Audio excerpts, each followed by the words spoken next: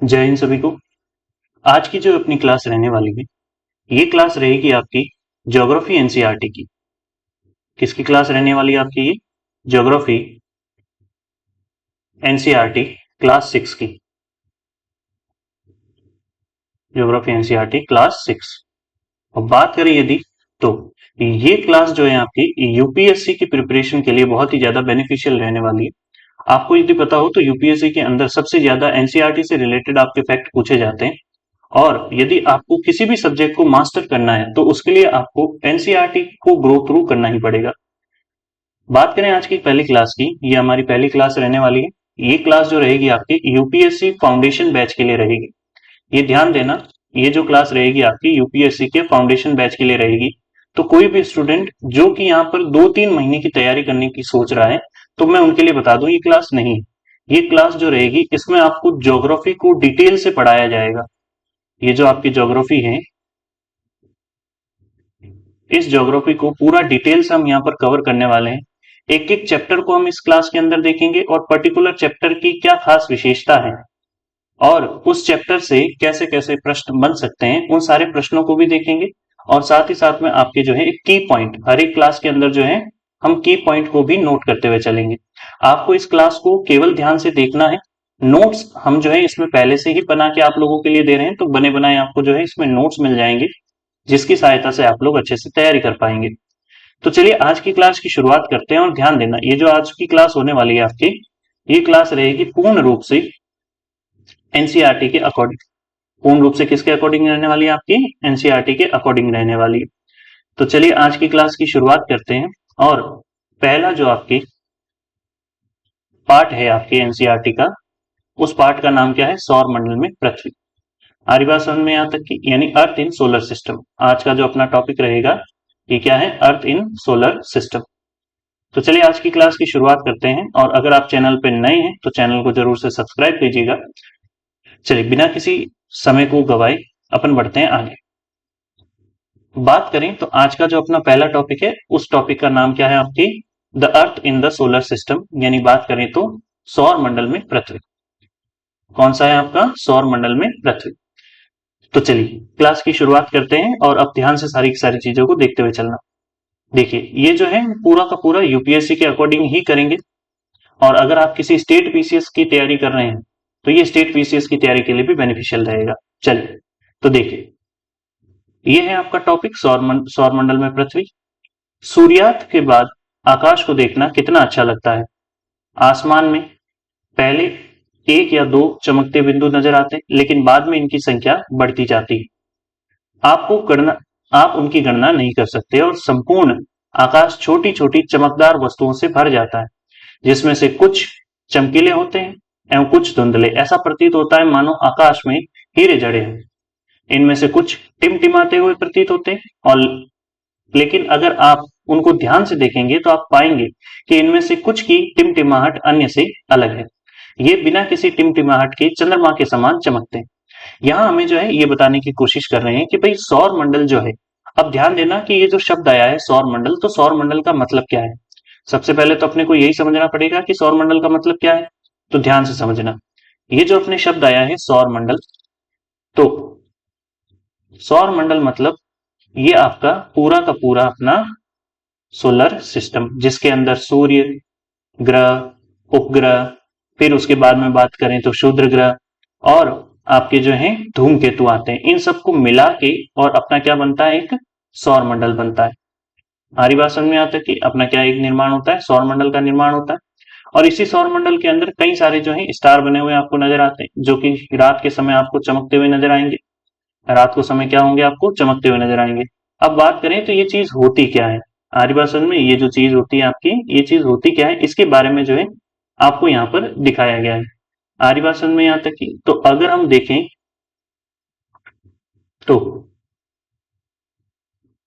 यहाँ पर अगली चीज क्या है? इन चमकती वस्तुओं के साथ आप प्रतिदिन चंद्रमा को भी देखते हैं। चंद्रमा यानी ये जो अपना चंदा मामा है, यह अलग अलग समय पर अलग अलग आकार एवं अलग अलग स्थितियों में दिखाई पड़ता है। आप पूर्ण चंद्र को लगभग 1 महीने में एक बार देख सकते हैं, और यही पूर्ण चंद्रमा वाली रात क्या कहलाती है? पूर्णिमा होती है। आ रही बात समझ में? यानी ध्यान देना कि पूर्ण चंद्रमा वाली रात को एनसीईआरटी में क्या लिखा हुआ है? पूर्णिमा। और 15 दिन बाद आप इसे नहीं देख सकते हैं। यह नए चंद्रमा की रात्रि या अमावस्या होती है। ये जो है आपके पॉइंट नोट करने जैसा है। ये पॉइंट आपके क्या है? नोट करने जैसा है कि अमावस्या से क्या तात्पर्य है, या फिर अगर आपसे पूछ ले कि नए चंद्रमा की रात्रि किसे कहते हैं, पूर्णिमा को या अमावस्या को, तो जिनको नहीं पता है तो वो लोग तो सीधा ही कहेंगे कि भाई नया चंद्रमा है, तो नया चंद्रमा मतलब क्या होगा? आपके पूर्णिमा। यदि आपसे पूछा जाए नया चंद्रमा, तो नया चंद्रमा जो है लोग किसे बता देंगे? पूर्णिमा को। हमारी बात समझ में यहाँ तक की? वहीं एनसीईआरटी में नए चंद्रमा की रात को जो है किससे डिनोट किया गया है? तो नए चंद्रमा की रात को पूर्णिमा से डिनोट नहीं करके अमावस्या से डिनोट किया गया है। किससे डिनोट किया गया है? अमावस्या से डिनोट किया गया है। चलिए, तो अब ये जो पॉइंट है आपके, तो हमने नेक्स्ट स्लाइड में आपको इसी तरह से जो है समझा के लिखने की कोशिश करी है। जहां ध्यान देना कि इस स्लाइड में कौन सी चीजें आपको लिखनी है। आ रही बात समझ में यहाँ तक कि इस स्लाइड में आपको कौन सी चीजें लिखनी थी? तो आपने अभी थोड़ी देर पहले देखा कि एक पूर्ण चंद्र को आप लगभग एक महीने में एक बार देख सकते हैं, और यही पूर्ण चंद्रमा या क्या कहलाती है? पूर्णिमा। तो पहला ही पहला पॉइंट आप लोग आज की क्लास से ही इसको नोट कीजिएगा कि आप पूर्ण चंद्र को लगभग एक महीने में एक बार देख सकते हैं, और यही क्या कहलाता है? पूर्णिमा। और दूसरा इंपॉर्टेंट है, ये मोस्ट इंपॉर्टेंट है, इसको ध्यान से लिखना। 15 दिन बाद आप इसे नहीं देख सकते। यह नए चंद्रमा की रात्रि या अमावस्या कहलाती है। तो अब ध्यान देना, कहने का मतलब क्या है कि 15 दिन में एक बार जो है वो अपने को चंद्रमा पूरा नजर आता है। 15 दिन में एक बार चंद्रमा पूरा नजर आता है, लेकिन फिर धीरे धीरे धीरे धीरे चंद्रमा जो है अपने को इसका कुछ हिस्सा ही नजर आता है। कभी आधा हिस्सा नजर आएगा इतना सा, कभी इससे जो है थोड़ा बड़ा हिस्सा नजर आएगा, कभी जो है इससे थोड़ा बड़ा हिस्सा नजर आएगा। इस तरह से धीरे धीरे धीरे धीरे इसका हिस्सा बड़ा होता जाता है। जैसे इसका हिस्सा बड़ा होता है, वैसे ही वैसे अगर मान लो जिस दिन अपने को पूरा दिखाई दे गया, तो फिर धीरे धीरे धीरे धीरे ये कम दिखाई देना शुरू होगा, धीरे धीरे धीरे धीरे कम दिखाई देना शुरू होगा, और एक दिन जो है पूरे काले बादल ही दिखाई देंगे अपने को। आ रही बात समझ में? तो ध्यान देना कि अमावस्या को ही क्या कहा गया है? नए चंद्रमा की रात्रि। अगर आपसे पूछ लिया जाए कि किसे नए चंद्रमा की रात्रि कहा गया है, तो यहाँ पर किसको कहा गया है? अमावस्या को। आ रही बात समझ में यहाँ तक की? तो ये सारी की सारी चीजें जो है आपको नोट डाउन करनी है, और ये मोस्ट इंपॉर्टेंट चीज है जिसको आपको पता रखना है। ठीक है, चलिए, तो इसमें जो है ये दोनों की दोनों बातें आप लोग लिख लीजिएगा कि नए चंद्रमा की रात्रि किसे कहते हैं, और बात करें यदि तो पूर्णिमा किसे कहते हैं। इसके बाद में आगे बढ़ते हैं। देखिए आगे एनसीईआरटी ने आपके लिए क्या लिखा है। क्या आपको इस बात पर आश्चर्य नहीं होता कि हम दिन के समय चंद्रमा एवं सभी छोटी चमकीली वस्तुओं को क्यों नहीं देख पाते? ऐसा इसलिए क्योंकि सूर्य के अत्यधिक तेज प्रकाश के कारण रात के समय चमकने वाली वस्तुओं को हम दिन में नहीं देख सकते। आर्यवासन में यहाँ तक कि do you wonder why can't we see the moon and all those bright tiny objects during daytime? It because the very bright light of the sun does not allow us to see these all bright objects of the night sky. आरी बात समझ में यहाँ तक की? यानी ध्यान देना कि चमकते तो ये पूरे ही टाइम है, लेकिन सुबह के समय सूर्य का जो प्रकाश है वो इतना तीव्र होता है कि हमें ये वस्तुएं दिखाई नहीं देती है। आरी बात समझ में? अब ये जो है हमें ये बता रहा है कि हम जो आसमान में देखते हैं उन वस्तुओं को हम कहते क्या है। तो यहां ध्यान दीजिएगा क्या लिखा हुआ है। सूर्य, चंद्रमा तथा वे सभी वस्तुएं जो रात के समय आसमान में चमकती हैं, खगोलीय पिंड कहलाती हैं। आरिवासन में यहां तक कि यहां ध्यान देना, ये क्या लिखा हुआ है? The sun, the moon and all those object shining in the night sky are called celestial bodies. आरिवासन में यहां तक कि यानी ये अपनी जो है एक इंपॉर्टेंट लाइन हो जाती है कि सेलेस्टियल बॉडी किसे कहा जाता है, यानी खगोलीय पिंड किसे कहते हैं। तो रात के समय हमें जो भी आसमान में चमकता हुआ दिखाई दे, यानी सूर्य, चंद्रमा और वे सभी वस्तुएं जो रात के समय आसमान में चमकती हैं, वे क्या कहलाती हैं? आपके खगोलीय पिंड कहलाती है। हमारी बात समझ में यहाँ तक की? फिर आता है कि कुछ खगोलीय पिंड बड़े आकार वाले और गर्म होते हैं। हमारी बात समझ में? कुछ खगोलीय पिंड जो है, जैसे जो भी चीज आसमान में चमक रही है वो चीजें कुछ तो आपके आकार में बड़ी होगी और कुछ क्या होगी? गर्म होगी। और ये सारी की सारी किससे बनी हुई होती है? आपकी गैसों से। किससे बनी होती है? गैसों से। यानी अगर अपन बात करें तो some celestial bodies are very big and hot, they made up of glass, they have their own heat and light which they emit in larger amount, these celestial bodies are called stars. यानी इस slide के अंदर हमें दो चीजों की परिभाषा दी गई है। पहला कि खगोलीय पिंड किसे कहते हैं, खगोलीय पिंड, या फिर अगर अपन बात करें तो सेलेस्टियल बॉडीज। आ रही बात समझ में यहां तक की किसकी बात की जा रही है यहां पर? तो सेलेस्टियल बॉडीज की। तो इन दो चीजों की परिभाषा दी है, एक तो सेलेस्टियल बॉडीज की और एक अपने को स्टार की, कि भाई हम जो है स्टार किसे कहते हैं। आ रही बात समझ में यहां तक की? तो यहां देखिएगा नेक्स्ट स्लाइड में, इस स्लाइड से अपने को जो है एक चीज नोट डाउन करनी है, वो क्या है, इसमें से जो लिखने योग्य बातें अपने लिए आती है वो आती है आप लोगों के लिए। पहली, खगोलीय पिंड। खगोलीय पिंड किसे कहते हैं? तो सूर्य, चंद्रमा तथा वे सभी वस्तुएं जो रात के समय आसमान में चमकती हैं, खगोलीय पिंड कहलाती है। Celestial body, sun, moon and all those objects which shine in the sky at night are called celestial bodies। इसके बाद में यदि अपन बात करें तो अगली चीज आती है कि कुछ खगोलीय पिंड बड़े आकार वाले तथा गर्म होते हैं और ये गैसों के बने होते हैं। ध्यान देना, ये सारी की सारी पॉइंट जो है ये पॉइंट टू बी नोटेड है, इंपॉर्टेंट पॉइंट्स है। आपको जो है पूरी एनसीईआरटी के अंदर से जो है ये इंपॉर्टेंट पॉइंट सीधे सीधे आपको लिखवाए जा रहे हैं। आ रही बात समझ में यहां तक कि इनको ऐसे याद करना है आप लोगों को। तो यहाँ देखिए, celestial body, sun, moon and all those object which shine in the sky at night are called celestial body. कुछ खगोलीय पिंड बड़े आकार वाले तथा गर्म होते हैं और ये गैसों के बने होते हैं। इनके पास, ये जो रेड लाइन में है इसको ध्यान से देखना, इनके पास अपनी ऊष्मा तथा प्रकाश होता है जिसे वे बड़ी मात्रा में उत्सर्जित करते हैं, और इन खगोलीय पिंडों को तारा कहते हैं। तो तारे की क्या परिभाषा हो जाएगी? वे खगोलीय पिंड जिनकी अपनी ऊष्मा और प्रकाश हो उन्हें अपन क्या कहते हैं? तारा। और रात के समय जो भी चमके उसको तो हम क्या कहेंगे? खगोलीय पिंड। आ रही बात समझ में? लेकिन सारी चमकने वाली जो चीजें होती है, अब कहोगे सर सारी अगर चमकती है तो तारे में और दूसरे में क्या फर्क है? तो ध्यान देना, तारे जो होते हैं, जो आसमान में चीजें चमक रही हैं, तो वो जो है तारे जो है ये तो खुद के प्रकाश से चमक रहे हैं, ये जो है ये खुद के प्रकाश से चमक रहे हैं। लेकिन जो ग्रह हैं, आगे अपन देखेंगे ग्रह क्या होता है, ये जो ग्रह हैं ये परावर्तित प्रकाश से चमकते हैं। ये किसके प्रकाश से चमकते हैं? तो ये परावर्तित प्रकाश से चमकते हैं। चमकना दोनों का गुण है, लेकिन ये जो है ये परावर्तित प्रकाश से चमकते हैं और ये खुद के प्रकाश से चमकते हैं। तो तारे की क्या परिभाषा हो जाएगी? जिनकी अपनी ऊष्मा और प्रकाश होता है उन्हें तारा कहते हैं। Some celestial bodies are large and hot, they are made of glass, they have their own heat and light which they emit in larger quantity, these celestial bodies are called stars। ये जो है आपके point, इनको note कीजिएगा। चलिए बढ़ते हैं आगे। अगली चीज देखिए, यहां पर लिखा हुआ है, जैसे आपको जो है ये देखो, ये जो नजर आ रहा है ये क्या है? आपका सप्तऋषि मंडल। इसको अपन क्या कहते हैं? सप्तऋषि मंडल।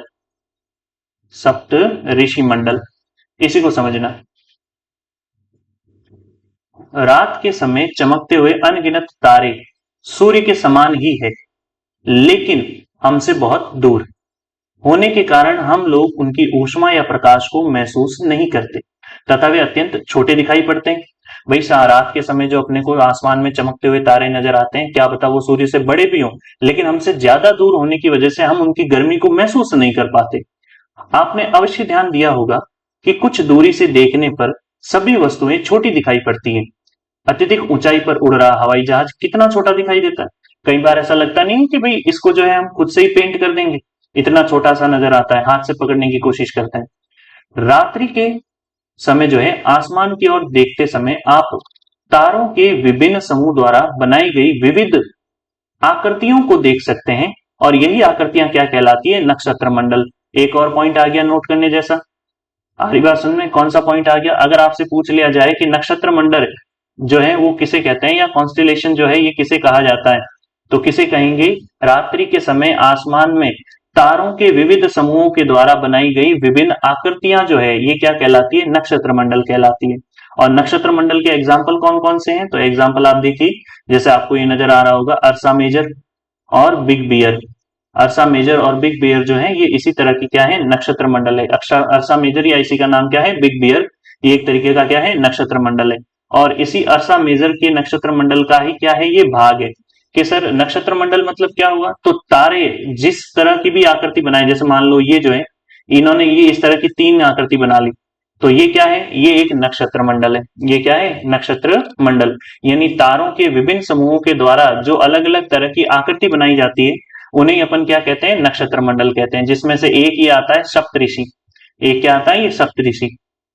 फिर देखिए आगे क्या लिखा हुआ है, बहुत आसानी से पहचान में आने वाला नक्षत्र मंडल है सप्तऋषि। सप्तऋषि ये 7 तारों का समूह है जो कि आप नक्षत्र मंडल अर्सा मेजल का ही क्या है, भाग है। अपने परिवार या पड़ोस में किसी बड़े व्यक्ति से कहिए जो आपको आसमान में अधिक तारे और ग्रहों के नक्षत्र मंडलों को दिखाए। आप जो है शाम के समय देखोगे तो उत्तरी दिशा के अंदर जो ध्रुव तारा है, ध्रुव तारे की सीध में ही आपको दो जो है संकेतक तारे दिखेंगे। ध्रुव तारे की सीध में क्या दिखेंगे, दो संकेतक तारे। और इसी को अगर आप जोड़ोगे तो ये पानी पीने वाली जैसे छलनी होती है ना, इस तरह की, जैसे आपने इस तरह की पानी पीने वाली छलनी देखी होगी, इसी तरह का एक सप्तऋषि मंडल जो है यहाँ पर क्या होता है, निर्मित होता है। आ रही बात समझ में यहाँ तक की? तो इसमें नोट करने जैसा पॉइंट क्या था, हमें जो है नक्षत्र मंडल की परिभाषा के बारे में पता होना चाहिए। अपने जो है इसमें क्या है, पॉइंट टू बी नोटेड में देखिए, नक्षत्र मंडल तारों के विभिन्न समूहों के द्वारा बनाई गई विविध आकृतियों को क्या कहा जाता है, नक्षत्र मंडल कहा जाता है। और बात करें तो अर्सा मेजर या बिग बियर इसी प्रकार का एक नक्षत्र मंडल है और बहुत आसानी से पहचान में आने वाला नक्षत्र मंडल सप्तऋषि, और ये 7 तारों का समूह है जो कि किसका भाग है, अर्सा मेजर का भाग है। अगर आपसे पूछ ले कि अर्सा मेजर का एक एग्जाम्पल बताओ, तो आप क्या एग्जाम्पल बताओगे इसमें, सप्तऋषि मंडल। क्या बताओगे, सप्तऋषि मंडल। आ रही बात समझ में, किसका एग्जाम्पल बताओगे, सप्तऋषि मंडल का एग्जाम्पल बताओगे। इसी को अगर इंग्लिश में देखे तो ध्यान देना कि भाई ये जो कॉन्स्टलेशन है, different diverse from formed by different group of stars. The shape are called constellation. Ursa Major or Big Bear is one of such constellation. Saptarishi is a very easily recognizable constellation. It is a group of 7 stars which is part of the constellation Ursa Major. अगर आपसे पूछ ले कि सप्तऋषि जो है ये किसका भाग है, तो आप क्या कहोगे, सप्तऋषि जो है ये अर्सा मंडल, अर्सा मेजर का भाग है। और अगर आपसे पूछ ले कि अर्सा मेजर क्या है, एक, तो अर्सा मेजर एक नक्षत्र मंडल है। और अब अगर आपसे पूछ ले कि नक्षत्र मंडल क्या होता है, तो आप लोग क्या कहोगे कि तारों के विभिन्न समूहों के द्वारा जो विभिन्न आकृतियां बनाई जाती है। कि आकृतियां कैसी बनाई जाती है, तो जैसे अगर मैं आपको फोटो दिखाऊं तो इस फोटो में आप ध्यान से देखिए, जैसे मान लो ये इस तरह की कोई आकृति बनी हुई है तारों के समूहों के द्वारा, या इस तरह की ये जो सप्तऋषि मंडल है इसी में ये जो है 2 संकेतक तारे हैं। इन्हीं 2 संकेतक तारों की सीध में आपको क्या दिखाई देगा, ये ध्रुव तारा, जो कि एक दिशा को इंगित करता है। ये कौन सी दिशा को इंगित करता है, उत्तर दिशा को। कौन सी दिशा को इंगित करता है, ये नॉर्थ साइड को या उत्तर दिशा को ये इंगित करता है। आ रही होगी बात समझ में यहाँ तक की? अब ये जो इस तरह की आकृतियां बनती हैं, इन्हीं आकृतियों को हमने क्या नाम दे रखा है, इन्हीं आकृतियों को हमने नाम दे रखा है नक्षत्र मंडल। अगर आपसे पूछ ले नक्षत्र मंडल क्या होता है, तो तारों के विभिन्न समूहों के द्वारा बनाई गई विभिन्न आकृतियों को नक्षत्र मंडल कहते हैं। और इसी नक्षत्र मंडल में इसका एग्जाम्पल यदि आपसे पूछ ले तो अर्सा मेजर, क्या बताओगे आप लोग, अर्सा मेजर। या फिर मैं बात करूं तो अर्सा मेजर कोई और किस नाम से जानते हैं, तो बिग बियर के नाम से जाना जाता है। क्लियर है यहां तक की बात? चलिए मेरे ख्याल से क्लियर होगी यहां तक की बात। नेक्स्ट देखिए, अब पहले के टाइम में लोग जो है दिशाओं का ज्ञान कैसे करते थे, कंपास तो था नहीं उनके पास में, तो ये लोग किससे पता करते थे, आपके तारों के समूहों के द्वारा ही। तो देखिए प्राचीन समय में लोग रात्रि में दिशा निर्धारक तारों, दिशा का जो निर्धारण है तारों की सहायता से करते थे। उत्तरी तारा उत्तर दिशा को बताता है, इसे ध्रुव तारा भी कहते हैं। ध्यान देना, ध्रुव तारा जो है इसको और किस तारे के नाम से जाना जाता है, उत्तरी तारा, क्योंकि ये कौन सी दिशा बताता है, उत्तर। यह आसमान में हमेशा एक ही स्थान पे रहता है। ये जो है सारे फैक्ट है, इनको ध्यान से देखना कि भाई अगर आपको पूछ ले कि ध्रुव तारे के बारे में निम्नलिखित में से कौन सा कथन सत्य या गलत है, तो ध्यान देना, पहली चीज इसे उत्तरी तारे के नाम से जाना जाता है। दूसरी चीज कि भाई ये हमेशा एक ही स्थान पर रहता है, और हम सप्तऋषि की सहायता से ध्रुव तारे की स्थिति क्या क्या कर सकते हैं, पता लगा सकते हैं। यदि आप देखेंगे तो सप्तऋषि मंडल के सांकेतिक तारों को आपस में मिलाते हुए काल्पनिक रेखा खींची जाए तो उससे आगे बढ़ाया जाए तो ये जो है ध्रुव तारे की ओर इंगित करती है। आरी बात सुन में आता है कि यानी ये जो लाइन है, इस लाइन का मतलब यहाँ पीछे आपको दिखने को मिलेगा कि ये जो 2 सांकेतिक तारे हैं आपके, इन 2 सांकेतिक तारों को अगर आप इमेजिनरी लाइन से सीध में मिलाओगे तो सीध में आपके सीधा क्या आएगा, ध्रुव तारा आएगा। आरी बात समझ में यहाँ तक की? चलिए नेक्स्ट देखिए, ये जो है आपकी मोस्ट इंपोर्टेंट पॉइंट है। ये आपने केवल यही सुना होगा कि शनि के चारों ओर वलय पाए जाते हैं। आपने हमेशा यही सुना होगा कि शनि ग्रह जो है इसी के चारों ओर वलय पाए जाते हैं, यानी जो आपका सैटर्न है इसी के चारों ओर रिंग्स पाई जाती है। आपने अभी तक यही सुना होगा। लेकिन लेकिन एनसीईआरटी जो 6 क्लास की है वो ये आपको क्या कह रही है कि कौन कौन से ग्रह के चारों ओर रिंग्स पाई जाती है। तो ये सीधा सीधा नोट करने वाली बात है, इसको सीधा सीधा नोट कीजिए आप लोग। सीधा सीधा नोट कीजिए क्या, बृहस्पति, शनि तथा यूरेनस के चारों ओर छल्ले हैं और ये छल्ले विभिन्न पदार्थों के असंख्य छोटे छोटे पिंडों से बनी पट्टियां हैं। पृथ्वी से इन छल्लों को शक्तिशाली दूरबीन की सहायता से देखा जा सकता है। आरी बात समझ में, यहां तक कि कौन कौन से, तो यहां पर नाम दिए रखे हैं आपको, Jupiter, Saturn and Uranus have rings around them. आरी बात समझ में, यहां तक कि तो अगर आपसे पूछ ले कि वो तीन ग्रह जिसके चारों ओर वलय पाए जाते हैं, तो वलय पाए जाते हैं किस किस के, शनि तो आपको पता ही था पहले से ही। शनि के बाद में दूसरे नंबर पर कौन सा ध्यान रखोगे, बृहस्पति। बृहस्पति, इसके चारों ओर भी जो है आपको क्या मिलते हैं, बृहस्पति। और एक नाम क्या आ जाएगा आपके, अरुण, यानी यूरेनस। यूरेनस, फिर आ जाएगा जुपिटर, अरे भाई जुपिटर, और एक क्या आ जाएगा, सैटर्न। इन सभी के चारों ओर आपको क्या देखने को मिलते हैं, तो इन सभी के चारों ओर आपको जो है वो क्या देखने को मिल जाएंगे, ये छल्ले देखने को मिल जाएंगे। तो ये मोस्ट इंपॉर्टेंट पॉइंट है ये आरी बात समझ में, इसको जो है मोस्ट करके मैं लिख रहा हूं, तो इसको एज इट इज आपको लिखना है। एनसीईआरटी सोचो 6 क्लास की एनसीईआरटी आपको इतनी डिटेल दे रही है।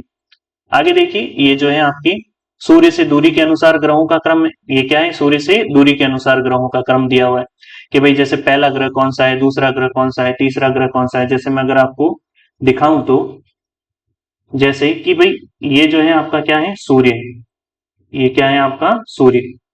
अब सूर्य से कौन कौन से ग्रह जो है किस किस दूरी पर है, तो सूर्य से सबसे पहले कौन सा आता है, बुध।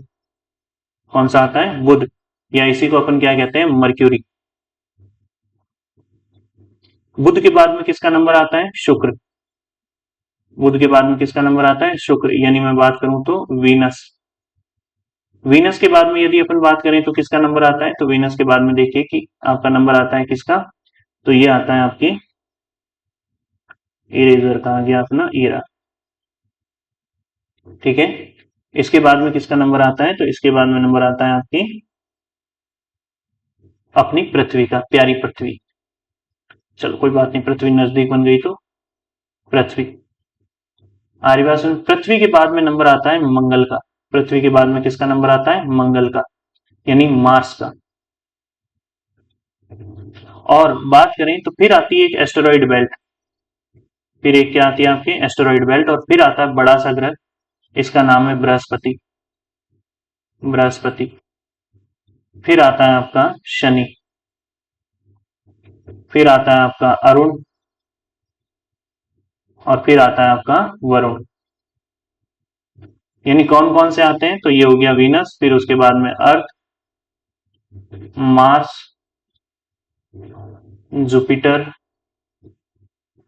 सैटर्न, अरुण को नाम दे दिया यूरेनस, और वरुण को नेपच्यून, ठीक है।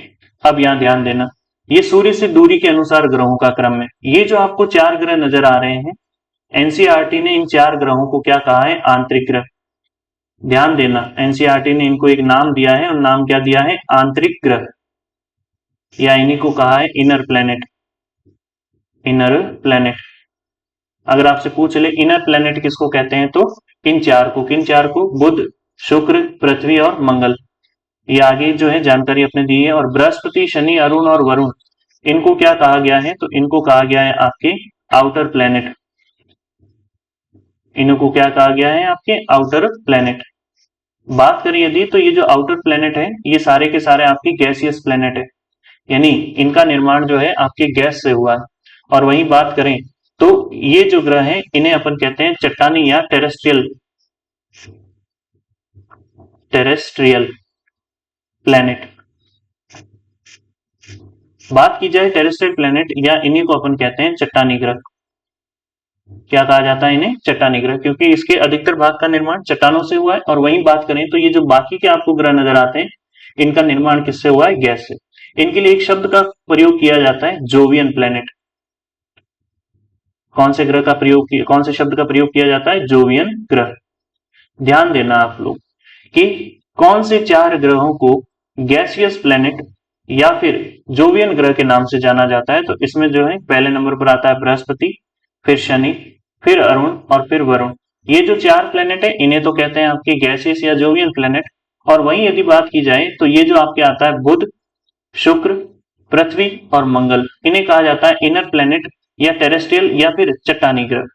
चल अब बढ़ते हैं आगे अपने और अगली चीज देखिए। अगली चीज कहती है कि कुछ खगोलीय पिंडों में अपना प्रकाश एवं ऊष्मा नहीं होती और वे तारों के प्रकाश से प्रकाशित होते हैं, ऐसे पिंड ग्रह कहलाते हैं। अभी थोड़ी देर पहले हमने जो है परिभाषा देखी थी, वो परिभाषा किसकी देखी थी? स्टार की या फिर तारे की परिभाषा देखी। अब इससे पहले और किसकी परिभाषा देखी थी? खगोलीय पिंड की, कि हम जो है खगोलीय पिंड किसे कहते हैं या सेलेस्टियल बॉडी किसे कहते हैं। हमारी बात सुन, अब अपन किसकी परिभाषा देख रहे हैं? प्लेनेट की, कि भाई प्लेनेट या ग्रह किसे कहते हैं। तो ग्रह की परिभाषा को ध्यान से देखना कि कुछ खगोलीय पिंडों में अपना प्रकाश एवं ऊष्मा नहीं होती और वे तारों के प्रकाश से प्रकाशित होते हैं, ऐसे पिंड क्या कहलाते हैं? ग्रह कहलाते हैं। अब ध्यान देना आगे जो है ये जो ग्रह है शब्द, ये कौन सी भाषा का शब्द है? तो ये जो ग्रह है जिसे अंग्रेजी में प्लेनेट कहते हैं, ये ग्रीक भाषा के प्लेनेटाई शब्द से बना है, जिसका अर्थ होता है परिभ्रमक अर्थात चारों ओर घूमने वाला। इंग्लिश में देखिए, some celestial bodies do not have their own heat and light, they are lit by the light of the star, such bodies are called planet. The word planet comes from the Greek word planetai which means wonders, यानी जो चारों ओर घूमे। इनको अपन क्या कहते हैं? जो चारों ओर घूमे। पृथ्वी जिस पर हम रहते हैं यह एक ग्रह है और यह अपना संपूर्ण प्रकाश एवं ऊष्मा सूर्य से प्राप्त करती है, जो पृथ्वी के सबसे नजदीक का तारा है। यहाँ ध्यान देने योग्य बात कौन सी है?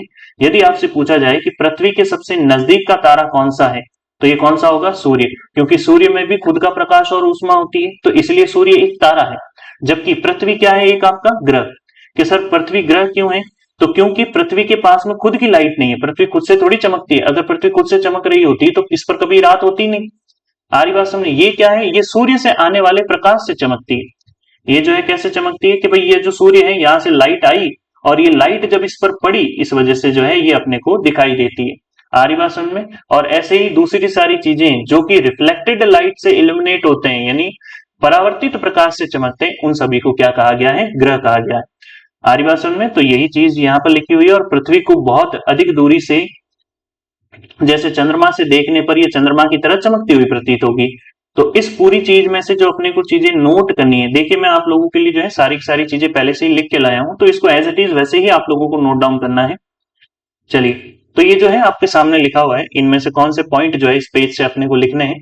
तो देखिए ग्रह, और पहली पहली लाइन क्या है? तो कुछ खगोलीय पिंडों में अपना प्रकाश एवं ऊष्मा नहीं होती है, ध्यान देना ये शब्दों पर, और वे तारों के प्रकाश से प्रकाशित होते हैं, ऐसे पिंडों ग्रह कहलाते हैं, planet. Some celestial bodies do not have their own light and heat, they are illuminated by star light, such bodies are called planet. आरी बात समझ में? यहां तक की इसके बाद में अपन बात करें तो यहाँ पर अपने जो है ये प्लेनेट वर्ड जो है इसके बारे में अच्छे से डिनोट किया है एनसीईआरटी ने। तो ये पूरी की पूरी बातें आपको नोट डाउन करनी है, ये पूरी की पूरी बातें जो है आपको नोट डाउन करनी है। इसमें क्या लिखा हुआ है? ग्रह, जिसे अंग्रेजी में प्लेनेट कहते हैं, ग्रीक भाषा, ध्यान देना ये किस भाषा का शब्द है? ग्रीक भाषा का, के प्लेनेटाई शब्द से बना है, जिसका अर्थ होता है परिभ्रमक अर्थात चारों ओर घूमने वाला। और पृथ्वी का सबसे नजदीक का तारा कौन सा है? सूर्य। ये सारी सारी चीजें ध्यान देना कि हम जो है एनसीईआरटी से एडवांस की तरफ चलेंगे, एनसीईआरटी से एडवांस की तरफ चलेंगे। तो जिन कितों को भी ऐसा लगता है कि यहीं से ही अपने को एडवांस शुरू करना चाहिए, तो नहीं, आपको बिल्कुल एनसीईआरटी वैसे ही पढ़नी है जैसे ये एनसीईआरटी है। क्लास अगर सही लगे तो क्लास को जरूर से लाइक और सब्सक्राइब जरूर से कीजिएगा। चलिए बढ़ते हैं आगे। और अगली चीज आती है, ये जो है फोटो आपके एनसीईआरटी ने पब्लिश की हुई है। ये एज इट इज जैसा आपकी बुक में दिया हुआ है, मैं बिल्कुल आपको उसी तरह बता रहा हूं, जैसे कि आप लोग जो है वैसे ही पढ़ पाओ और अच्छे से जो है अपनी तैयारी कर पाओ। तो ध्यान देना, यहां पर आपकी क्या लिखा हुआ है? तो यहां पर लिखा हुआ है आपके,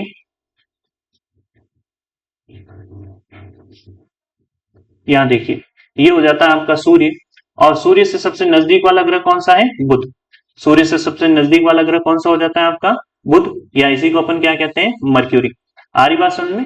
और बात करें यदि सूर्य जो है, ये बुध जो है, इसको अपने ही एक्सिस पर घूमने में कितने दिन लगते हैं, तो यहाँ पर यदि बात करें तो अपनी ही एक्सिस पर घूमने में इसको 59 डेज या 58 डेज लगते हैं। एनसीईआरटी में ये दोनों दिए हुए हैं। बुध के बाद में दूसरा कौन सा आता है आपका, शुक्र यानी वीनस। फिर वीनस के बाद में अपनी पृथ्वी। पृथ्वी के बाद में यदि अपन बात करें तो किसका नंबर आता है, मंगल का। पृथ्वी के बाद में यदि अपन बात करें तो किसका नंबर आता है, आपकी मंगल का। और ध्यान देना, मंगल के बाद में आती है क्षुद्र ग्रह पट्टिका। यहां देखो ये साफ साफ जो है शब्द काम में लिया गया है, ये साफ साफ शब्द काम में लिया गया है। इसका नाम क्या है, क्षुद्र ग्रह पट्टिका। यानी जो है ध्यान देना, ये क्षुद्र ग्रह पट्टिका कौन से दो ग्रहों के बीच में है, तो मंगल और बृहस्पति के मध्य। आर्यवासन में कौन से दो प्लेनेट के बीच में है, तो मंगल और बृहस्पति के मध्य आपको ये क्षुद्र ग्रह पट्टिका देखने को मिलती है आर्यवासन में। यहां तक की तो इसके बाद में बात करें तो फिर आता है आपका बृहस्पति, फिर शनि, फिर उसके बाद में आता है यूरेनस, और फिर क्या आता है आपका नेपच्यून आर्यवासन में। यानी यूरेनस को अपन क्या कहते हैं, अरुण, और नेपच्यून को अपन क्या कहते हैं, वरुण। आ रही चीजें समझ में, यहां तक की तो सूर्य से दूरी के अनुसार ग्रहों के क्रम में पहले ग्रह बुध, फिर शुक्र, फिर पृथ्वी, फिर मंगल, फिर ये एस्टेरॉइड बेल्ट आएगी, फिर उसके बाद में बात करें तो बृहस्पति, फिर शनि, फिर अरुण और फिर वरुण। यहां देखिए ध्यान से नीचे, बुध जो है इसको सूर्य के चारों ओर घूमने में कितने दिन लगते हैं, 88 दिन लगते हैं। अगर आपसे पूछ ले कि सूर्य के चारों ओर घूमने में बुध को कितना समय लगता है, 88 दिन का। फिर शुक्र जो है इसको अपनी ही जगह पर घूमने में तो देखो 243 दिन, सूर्य के चारों ओर घूमने में 255 दिन। आ रही बात समझ, ये इसी तरह से बृहस्पति, शनि, यूरेनस और नेपच्यून का दिया हुआ है। क्या ये चीजें आपको अभी नोट करनी है, तो ये चीजें जो है आपको नोट नहीं करनी है। आ रही बात समझ में आता है कि ये चीजें नोट नहीं करनी है, क्योंकि इसमें कुछ जो है आपकी मिस्टेक है। लेकिन जो चीज यहाँ पर नोट करने जैसी है वो क्या है, तो ये देखिए, ये जो बुध, शुक्र, पृथ्वी और मंगल जो है, बुध, शुक्र, पृथ्वी और मंगल, ये आंतरिक ग्रह है। ये कैसे ग्रह हैं, आंतरिक, सूर्य के बहुत नजदीक हैं आर्यवासन में। और वहीं बात करें बृहस्पति, शनि, अरुण और वरुण, ये कैसे ग्रह हैं, तो ये बाह्य ग्रह हैं, सूर्य से बहुत दूर है, बड़े आकार के हैं और गैस और तरल पदार्थों से बने हैं। ये पॉइंट आपको जरूर से नोट करना है आर्यवासन में, यहां तक की जबकि सौर मंडल वाला जो पॉइंट है इसको अभी के लिए इतना ही रहने दीजिएगा। फिर इसके बाद में देखिए आगे नेक्स्ट स्लाइड में फिर आता है कि आसमान में दिखने वाला चंद्रमा। आसमान में दिखने वाला चंद्रमा एक उपग्रह है और यह हमारी पृथ्वी का सहचर है। इसके चारों ओर चक्कर लगाता है और हमारी पृथ्वी के साथ समान 7 अन्य ग्रह हैं जो सूर्य से प्रकाश एवं ऊष्मा प्राप्त करते हैं, और उनमें से कुछ के पास अपने चंद्रमा भी हैं। अब यहां पर एक शब्द आया आपकी उपग्रह। अब आपके कौन सा शब्द आया, उपग्रह। कि सर अभी तो ग्रह और तारे की परिभाषा से ही जूझ रहे थे, अब ये उपग्रह क्या है, तो उपग्रह क्या है, किसी ग्रह के चारों ओर घूमने वाला पिंड। किसी ग्रह के चारों ओर घूमने वाला पिंड, किसी ग्रह के चारों ओर घूमने वाले पिंड को जो है हमने क्या नाम दे दिया, उपग्रह नाम दे दिया।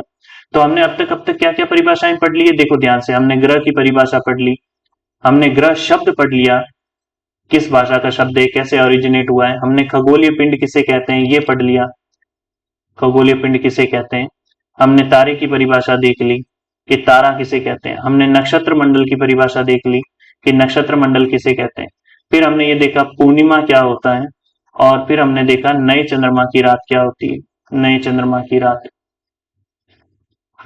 आरी बात समझ में यहां तक की, तो ये सारी की सारी चीजें आपको अच्छे से याद रखनी है।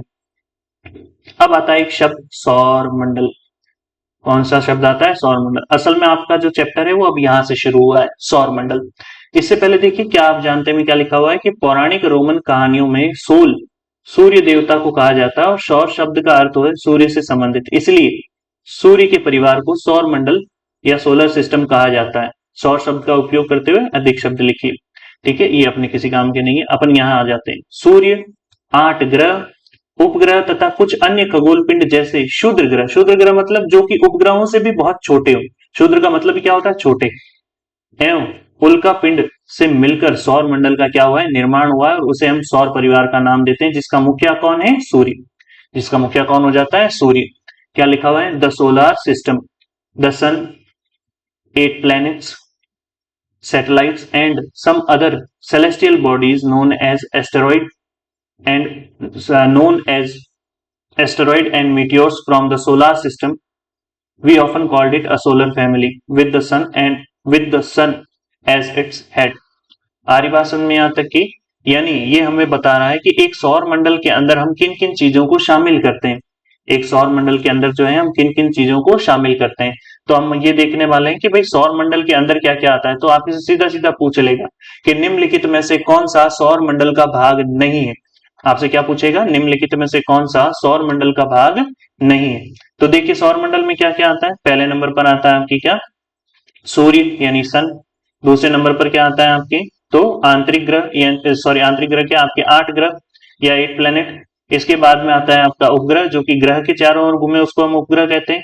फिर आते हैं क्षुद्र ग्रह यानी एस्टेरॉइड, जो कि बहुत छोटे आकार के होते हैं, यूं समझ लो कि अंतरिक्ष में तैरते हुए पत्थर ही है ये।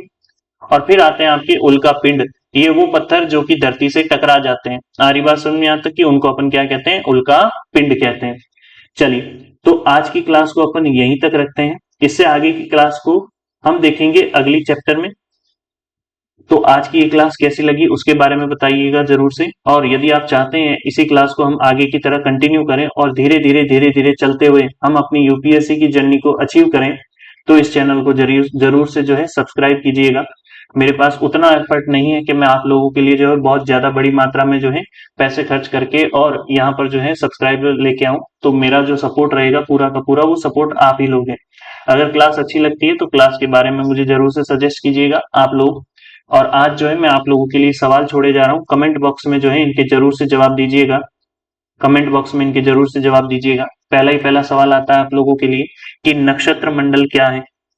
नक्षत्र मंडल क्या है, और इसके बाद में आप लोग ये बताओगे कि ग्रह जो है ये किस भाषा का शब्द है। किस भाषा का शब्द है, भाषा का शब्द है। चलिए, तो इसी के साथ मैं आज की क्लास से आपकी विदा लेता हूं। मिलते हैं हम नेक्स्ट क्लास में, तब तक के लिए राम राम।